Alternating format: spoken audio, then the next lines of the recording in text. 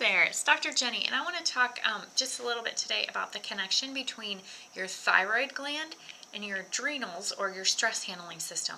So I see a lot of people that have both of those problems, and a lot of people don't understand the nice tight relationship those two have with each other.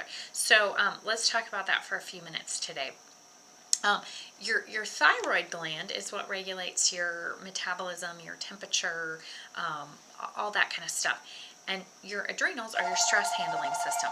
Well, the connection that a lot of people miss is that your adrenal system is the short game and your thyroid system is a longer term game. Meaning that in the short term, our bodies do beautifully under stress. If something is chasing us and we have to run away, or there's a really stressful situation, our bodies ramp up a whole cascade of things. Our blood pressure goes up, our heart rate goes up, our digestion slows down, our pupils dilate, we get a big rush of energy, blood sugar goes up, things like that that would make us better able to deal with short-term stress. That is beautiful in the short term. But what happens when that lasts longer than it's supposed to, and we live in that state? You might have heard it defined as fight or flight.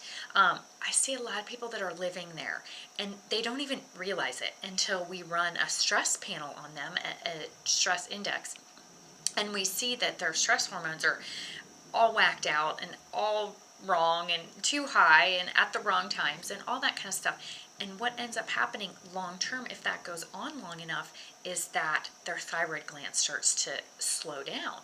And that is because the body says, look, I just cannot keep this up. I have got to be slowed down a little bit.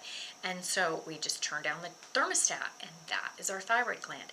And so those are usually the people that I see. They've already been diagnosed with a thyroid problem.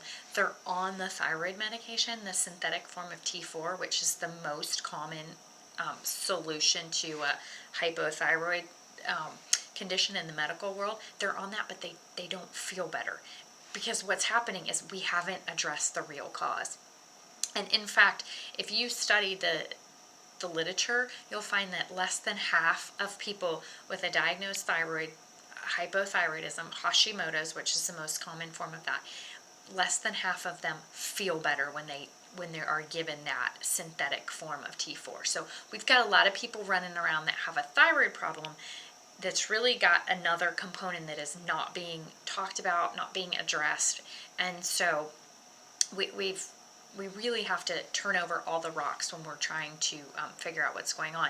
And so over time, if you fail to recognize that, your body just slows down your thyroid, and then you have all the thyroid issues, when the real thing is we need to look at the stress handling system, the adrenal system, and all that. So I hope that helps to explain that connection, and why you might, if you suspect or know you have a thyroid condition, you might want to get help from someone who is going to help you look at your adrenals. And you can, I have a blog and a podcast this week that goes into a little more detail if you want to start understanding how do I look at my adrenal system, what can I do to support that, and things you can try to see if that'll make you feel better. But I just wanted to introduce that concept to you, because I'm guessing that you probably didn't know that there's a big connection between those two systems. Okay, thanks for watching.